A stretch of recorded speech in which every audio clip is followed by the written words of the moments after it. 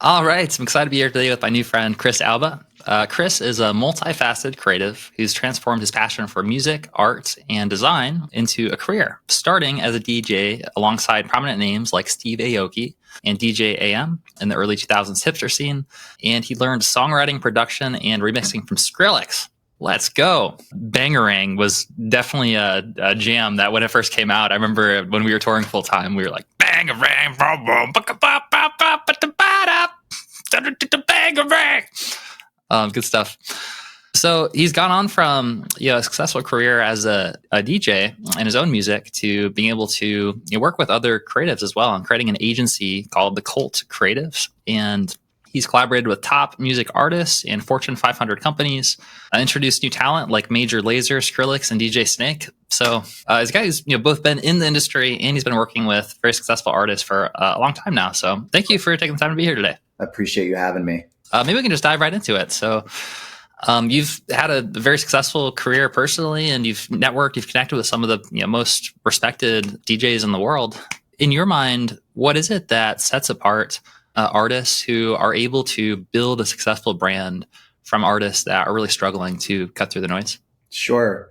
Yeah, I think maybe it might be valuable to give a little bit of backstory around myself and Cult, because I think that the context of that story, it might just help people listening sort of understand why we think the way that we think and some of the things that we've seen. And I'll try to keep it short. It's a longer story, but I'll try to give you like the highlight reel and the abridged version. But I started I was like the high school DJ, and that was like I played sports, but that was kind of my thing. So I was like DJing, high school dances and like after football game dances, and in the cafeteria, like during lunch, I talked the principal and vice principal into letting me DJ during lunch, and nobody had ever done that before. I was in DJ club with one of the teachers at the high school was a DJ, and we started like a DJ club, which was basically just kids downloading things on LimeWire and Napster.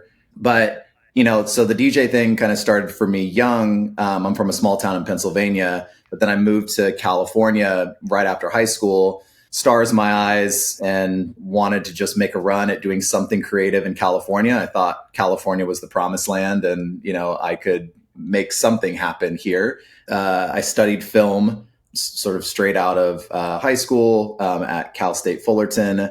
And at the back end of film school, I started DJing again. I was collecting records all through college, and not like with the intention of DJing, but just because I loved music and I loved records. And the thing that I loved about vinyl was I loved the tactile experience of you buy a record, you take it out of the sleeve, there's all this artwork and like extra collateral that goes along with the music. And then you put on the record and you can kind of check out the stuff that you've just got. And so you had this whole different experience with the music versus just like hearing it digitally. So it's like reading a book versus watching a movie. So it's like the music videos, that were on MTV was like watching the movie, but then the vinyl was like reading the book version.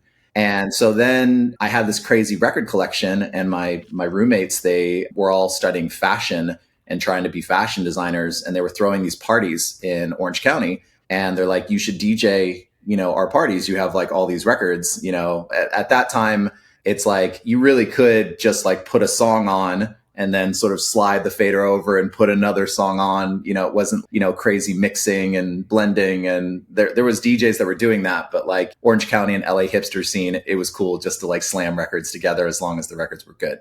So then I'm playing these like small parties for my friends, and it just kind of quickly became a thing. Other people asked, if I would play their events. I was going out a lot. And so, I would just have conversations. People are like, oh, you should come play here. So pretty quickly, I went from, just playing my friends' parties to, now I'm playing 4 or 5 nights a week. I've got a manager. I've got an agent. I then start playing sort of the LA bottle service scene and celebrity scene of like the mid 2000s.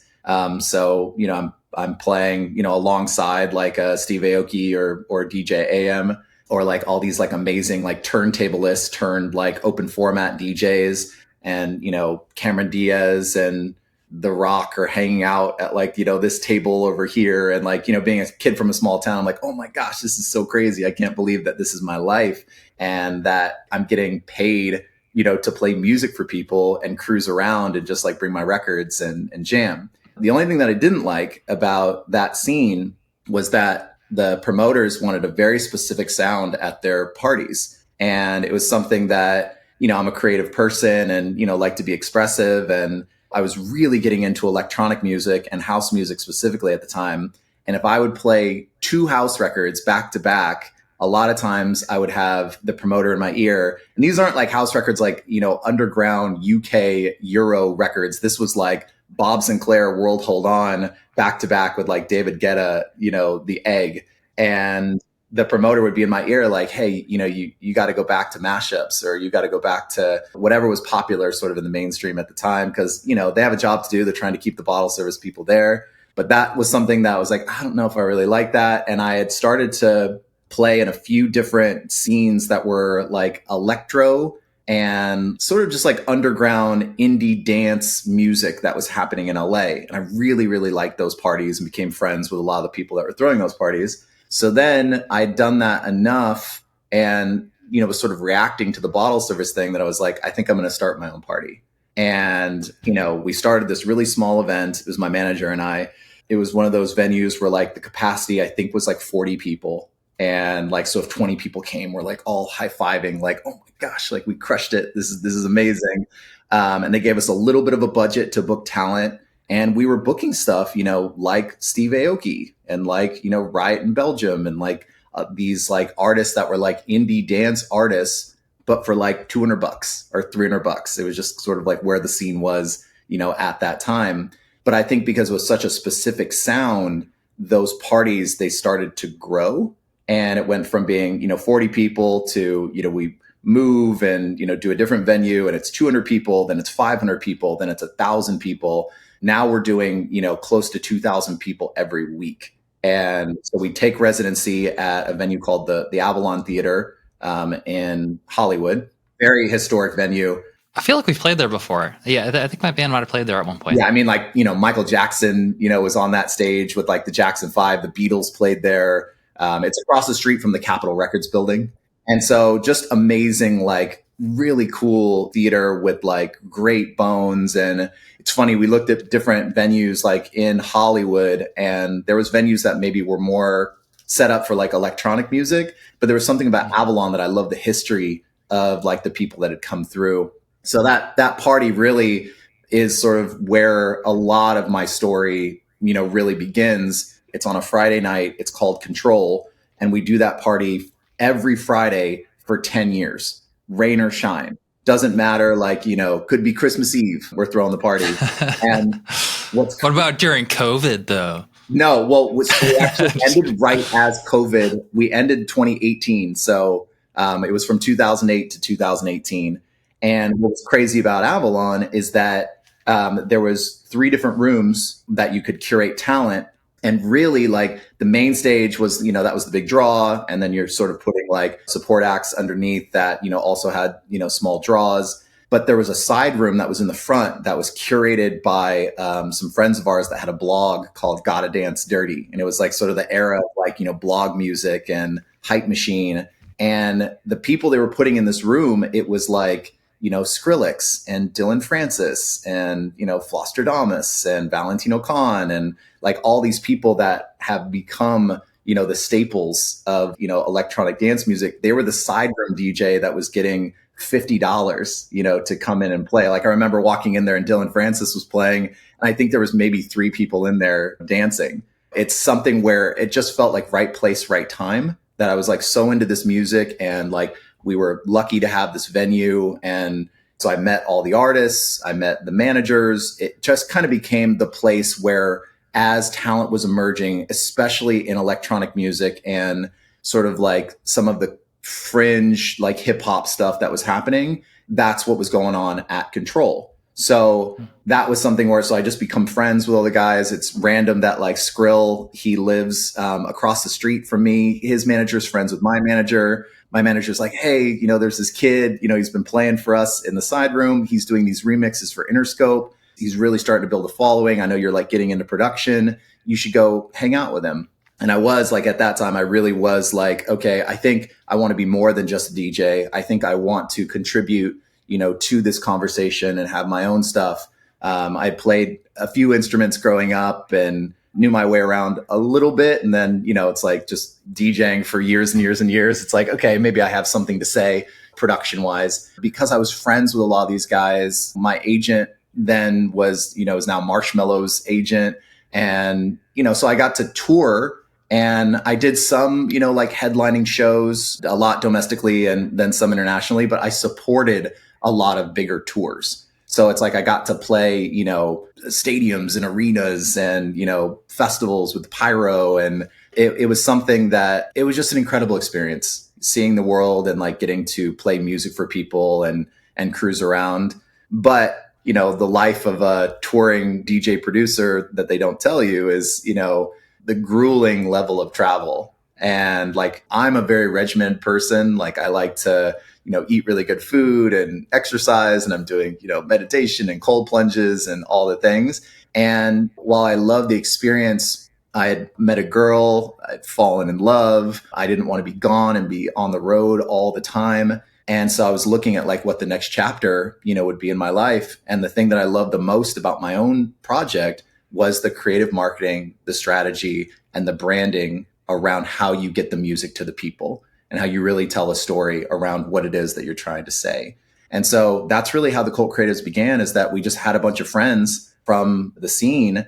And I had a bet that I was like, okay, I'd been a talent buyer now for, 12 or 13 years. And I'm like, this guy gets $200. This guy gets $50,000. They're both playing for an hour. And I've been in the studio with both of them. And yes, the $50,000 producer is a better producer, but not by much. Not by much. Like actually, like what if technical skill, pound for pound, there's not that big of a difference. But what the $50,000 act had is they had a story. They had a brand. They had something that the community that they were building was identifying with and engaging with. And it was something that it was like, oh, they come with a whole, like how they're marketing themselves, like what the visuals are like, what's the story of the tour, what's the story of the music, what are the music videos? Like there was a much bigger offering and presence from these bigger acts versus like this, maybe like a newer producer is like trying to find themselves, putting out music, but it's like, you don't really know what they're trying to say. It's just like songs or tracks, and they're kind of all over the place. There's no real identity there or position. Like, well, this is a cool song, but I don't really know what you are and what you represent, where the audience is thinking that consciously or subconsciously. So that was my bet, is I'm like, I have friends that are studio producers that are killers. Like they're just amazing in the studio and like such great writers and so creative, and they DJ'd. But they didn't have, a great brand identity or a great story. And I'm like, I feel like if I can just help them with that part, I bet it's something that the audience will gravitate towards because the music is so good. Spoiler alert, I was right. And, that's really, Cult became a very niche thing that was like, we were just working in music, working with artists, helping them sort of develop their stories and their brands. After doing that for 5 or 6 years, we worked with, some of the biggest artists in the world, doing all the things, music videos, festival stages, pop-ups, merch, album campaign, like all of the things on the creative side. We then started to do these collaborations where our music artists that we were working with started to work with corporate brands. And so I would be acting as creative director on the campaign. And so we met all of the corporate brands this way. So then we started to work with the corporate brands, sort of bringing our music flavor into that world. And then, funny enough, we didn't leave music, but we weren't working music all that much. Right around 2019, we were working heavily in corporate. Pandemic happens 2020. And had we been working in music in 2020, it would have been really interesting, I'm sure, for the agency. But luckily we had, gone over and we were working in corporate. And I've listened to a few of your other episodes, of this show. And you've had some people on that have talked about their corporate experience and creative. And I had the exact same experience. It was cool. It was amazing, like getting to work with those budgets and like at that level. But it like I wasn't as personally tied to it, where it's like, the artists, I know them. I know them as people. It's like, oh man, like we just got an offer for Coachella, for this Sahara tent. And I've been working with an artist, since they were like, song release #1. Now I'm going to get back to your question. When you ask me, it's like, what is the difference and what sort of makes, a superstar versus just somebody that's like making tunes and putting out tunes is I think it's like the top artists, they're thinking about the movie. They're thinking about what is the movie that the audience is watching and what are they experiencing and what are the scenes, what are the tentpole moments in that movie every year. And then they're looking at the music. The music matters for sure. It's like every great movie has a great soundtrack. And if you watch the movie without the soundtrack, sometimes the movie just doesn't even work at all. But I think it's artists who are thinking about it holistically. And they're thinking about, okay, what do I represent? What do I have to say? And then how is the audience going to experience that? So I think that it's almost like, how our professional bodybuilders, like the ones that are winning the competitions, it's like, well, how are they doing this? It's like, they just have the right mindset. They're getting in and they're putting in the work and like doing the reps and their nutrition and the trainers and the supplements and all the things. Really, the people that are operating in music at a high level are doing the same thing. They're just applying those muscles and those reps to music and storytelling. Woo, man, that's some powerful stuff. I know. Take a breath. No, thanks for sharing. That was fantastic. I mean, I got goosebumps several times as you're sharing that story. And I mean, one of the things I think really stuck out to me was just how you described that experience of being with the artists that now most people would recognize as like a household name, just uber successful, and kind of just sharing that journey of them starting out and being in the room with 3 people in the room performing.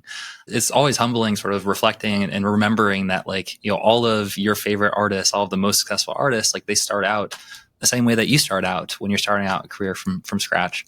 Interesting too, hearing when you described what sets apart uber successful artists, $50,000 tickets versus, a few $100s, and how in many cases the positioning, it's really the branding, it's really the layer that kind of distinguishes between not necessarily the technical skills, but really the presentation, the positioning, the story, as you put it. So going into that story, I'd be curious to hear your thoughts and recommendations for, if an artist is listening to this right now and they're resonating with the story and they're feeling inspired and they want to figure out what is it about me that is interesting or that can cut through the noise, or, they're still kind of in that self-discovery phase where they're trying to figure out who they are and what their story is and what their brand is. What do you recommend that they, like, how do they get started? How do they start identifying and kind of creating that brand and that positioning for themselves? It's a great question. And I think that that is something that it's so important to have real actionable exercises that you can do as a creative person. I love Rick Rubin's book, The Creative Act, really for anybody. It's not even just for creatives, it's really for anybody. But I love when there's something that's actionable that you can actually do. And something that I think we tell our artists, and something that, I've done myself, is look backwards. So look at your life, literally just take out a sheet of paper or a notebook and just write down from birth. If you can remember things, just write down what stuck out to you of things that you liked, things that you didn't like. And just write it, write, bullet points, little stories. They can almost be little mini journal entries or whatever. And you'll start to notice oh, these were the things that were impactful in your life. And these are the things that you cared about.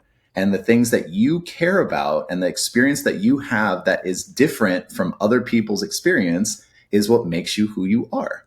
Your tastes are shaped by your life experience. So, and that's art. Making art and giving people art, that's all it is taste.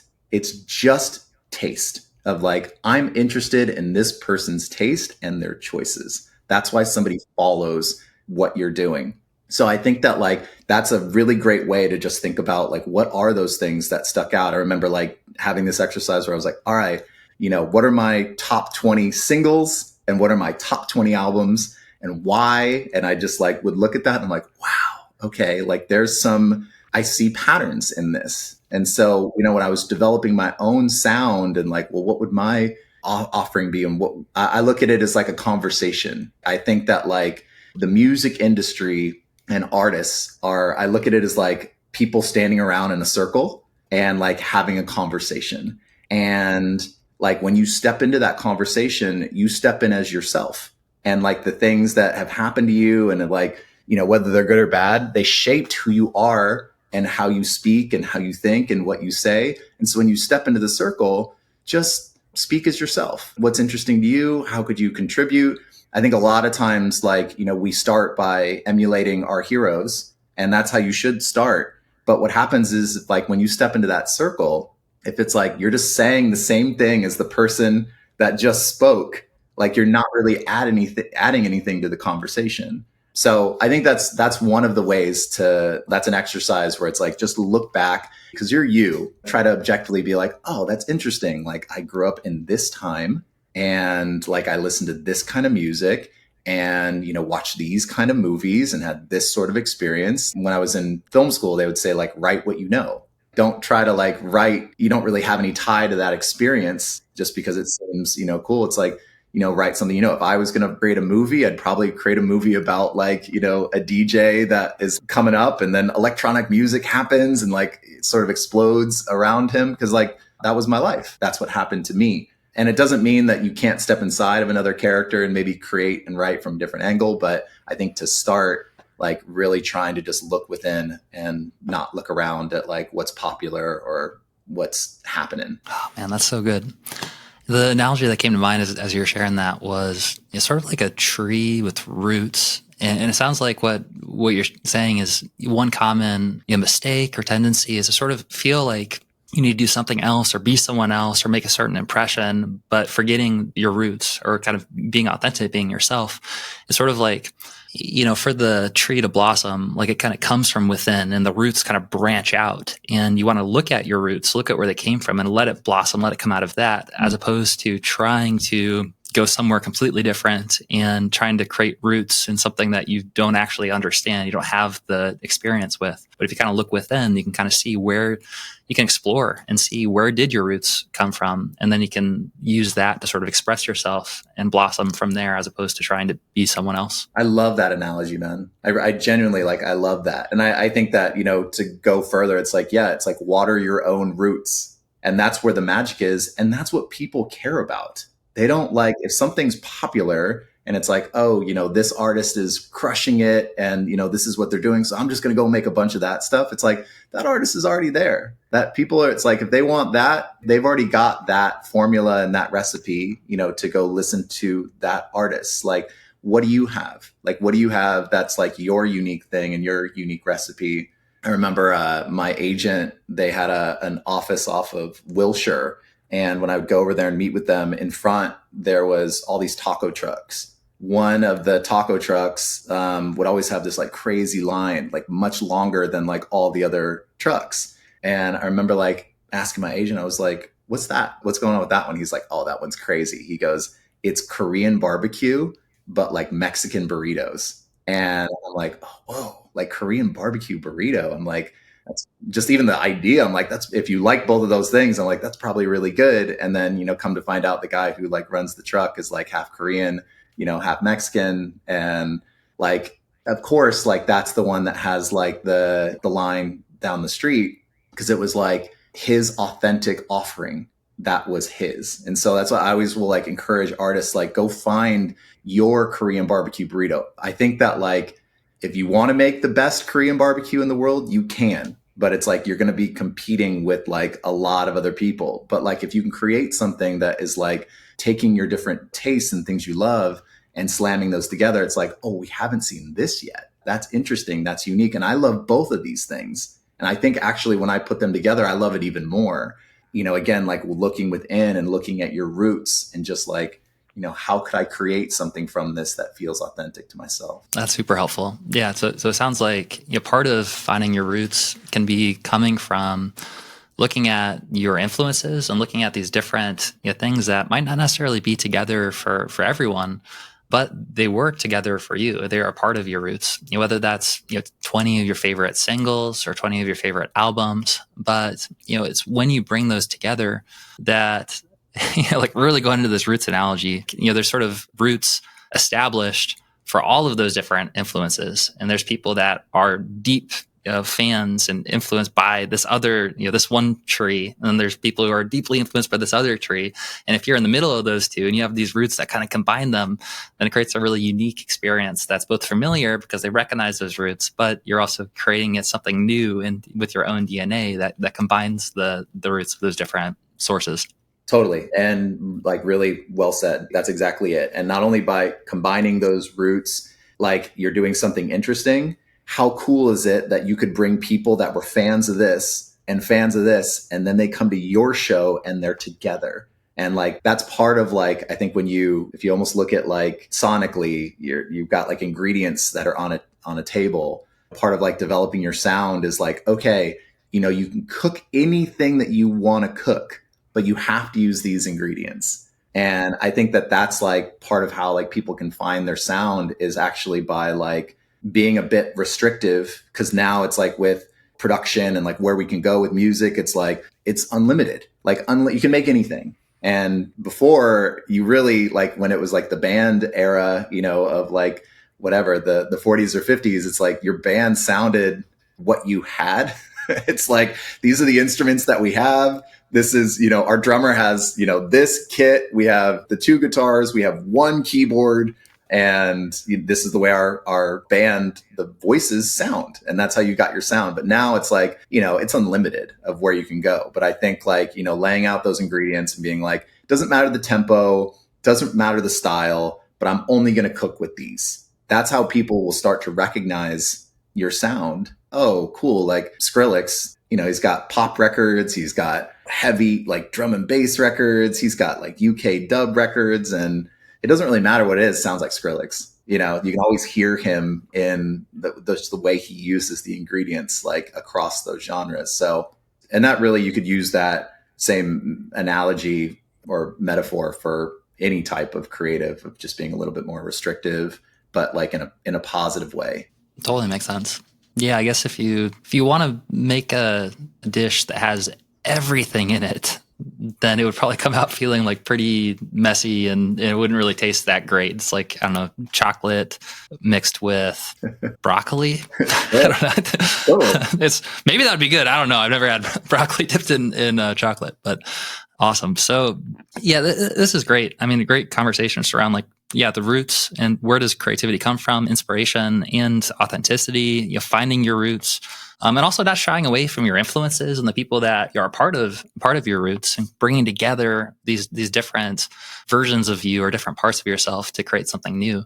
To shift gears a little bit here, I think I just have one more question. I'd love to hear your thoughts and kind of perspective on where we're at right now and where things are headed. At the time of recording this, there's some major revolutions that are happening with music generation and AI tools, and the ability to, you just described it really, you articulated it great around the limitless nature of like what you can create. And it really is possible now with just a prompt to create different styles of music, different genres, different voices. You can change your own voice and make it sound like, whatever you want. I'm curious what would you recommend for someone who's lucky enough to be living in this moment of revolution where creativity is exploding, and the issues we're describing here around cutting through and creating authentic voice while also leveraging the tools that are available to us? I'm curious how you view the evolution that's happening right now with AI as a tool and music generation, and what would your advice be for someone who is early on still kind of finding their voice, and they're also maybe looking with a little bit of fear or skepticism around AI? How do we best leverage these tools to extend our creative capabilities? Yeah, I mean, I think you said it right there, is that it's a tool. Like, I think that like, there's always been advancements in technology and giving artists new tools, from like, here's one kind of paintbrush to another kind of paintbrush. And that's the way that I look at AI, is that AI is another paintbrush. Like, well, AI is just going to be able to, write full songs and put the full songs out, and, people are going to be out of work. And that may be true. the people who are, licensing their music for TV and film. It just may be easier for music supervisors to be like, we'll just like prompt it in. And then, that's what we're looking for the background. But I think that like, if you're really trying to create work that is honest to yourself, and I think that like the best artists in the world are the artists where it's like, they have to create it. It's not like something that's a results oriented game where it's like, I'm going to make this and go be super famous and make millions of dollars. It's like, I have to make stuff. And that's the way it's always been for me. Like I'm sort of multi-medium and work in, different formats, but like I have to make stuff. It feels like, as I exercise a bunch, and like if I don't exercise, I'll tell my wife, I'm like the dog that like if you don't take it on a walk, it's going to chew up your shoes. Like it's like I have to exercise, or I just don't feel like myself, and I have to create, or I don't feel like myself. It's really the people that are sort of the true artists, like they have to create. And the way that we use these tools, like it's just another paintbrush. It's just another way to create. When there was this, and I might get some of the details wrong, but like there was this YouTube video that I watched it was basically like a social experiment. And what they did is they had a bunch of forgers forge paintings, and they were forging Jackson Pollock paintings. So like the splatter abstract artists. And then they had an art gallery where they put all these forgeries in, but then they put in one real Jackson Pollock. And what they did is they set up cameras, and they just, sort of like, shot, people walking through this gallery, and people stop and they, look at the pieces, and they put the real Jackson Pollock piece towards the back off to the side. And, people are cruising through, they're having their conversations, but after a while, and they thought all of the pieces were Jackson Pollock. But there was this mass of people that went to the real Jackson Pollock. It's not any bigger. The colors aren't really that different. But for some reason, everybody crowded around this one piece. And it moved them in a way. That's what moves people. Even if it's just like an instrumental beat, there's something that like moved the maker. And there was some sort of honesty in like the maker thinking, I think this is cool. Or like, there's something interesting here for me. And it's really the maker's taste. So AI, although it will be able to do all these different things, I don't think it will have that honesty like that. And maybe it learns that eventually, but it's like, I think that that's still going to require, even if you're prompting, to prompt. And like we work with generative AI art all the time with what we do. We have like record labels that we've given them brand identities where it's like we generate artwork, generative AI first, but then we'll have people that will like digitally hand paint on top of the generative, work, and it's mixing. And I think that like very similar to like advancements in technology before, where it's like, oh, people are just going to press a button and then like the drum machine is just going to make the drums for you. And I think that people that approach it that way, the audience is savvy. And they can feel when something is honest and when it's authentic and when there's like intention and thought behind it. So I think that people that are just going to like, use it to make stuff and like, cool, I'm a musician now. And then, they'll throw it up. People will listen to it, but I would argue that like there would be a ceiling and like, it's not going to connect, because of the approach of like how it's being made. So it's not something that I think true artists should be fearful of. But I think that people that are, whether it's a graphic designer or, somebody that's doing library music or, stuff that's like, it's kind of stuff that isn't meant to be something that stands the test of time and is sort of like an easier skill set to make something and put that thing out. AI might be coming for those jobs. But I think that, if you're one of those artists that you're a true artist and like you just want to make great things and put those things out into the world that you care about, AI is just another tool that you can use for your work. That was a great answer. And that story about the artist and the one piece of art that was actually written that people just naturally gravitated toward without even realizing it. That's wild. Man. Well, hey, dude, it's been great connecting. I really enjoyed this conversation, and it's very grounded, both from a standpoint of yeah, kind of going back to the roots of what's important as it relates to being creative and sharing your music. Probably the thing that drew most of us to want to be musicians in the first place and being creative, and also an honest answer at where we're at right now with AI and the future of AI, and how can we really leverage this wave that's cresting right now to catch the wave and kind of use it for momentum as opposed to getting obliterated by the tsunami. So, Chris, thank you for being on the podcast today. And for anyone that's listening to this or watching this right now and they'd like to hear more about Cult Creative and dive deeper, what would be the best place for them to go to connect? Yeah, just Instagram. So the Cult Creatives with an S, and then thecultcreatives.com is our site. But it's something that I feel so blessed that this is what I get to do, that I get to, work with artists and, help them tell their stories. It's a very good spot for me. And yeah, it's great because it's like what I said about the artist who has to make art. I feel as though like I have to, now that like I've had this crazy life that I've had, it's like, when a player turns into a coach, just because they want to be around the game and work with work with young players, like it's exactly how I feel. So I think it's just when something like what we do with Cult, I think comes from that kind of place, then magic happens because we really care about it and care about the artists and the work. So I so appreciate you having me on, and a fan of, what you're doing and, the information you're putting out. It's not easy being a creative, especially a musician, in current times. So, I think any kind of education and information and like good conversations around what we do, having those things out there, like it's amazing. I'm flattered that, you thought to have me on. Absolutely. Yeah. I appreciate you being a part of it.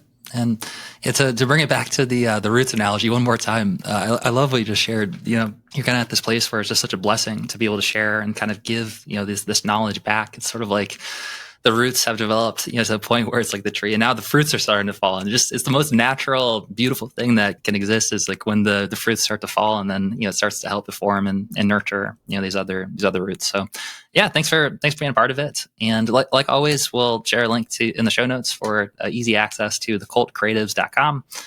And look forward to talking again soon. Awesome. Thank you, Michael. Appreciate it, man.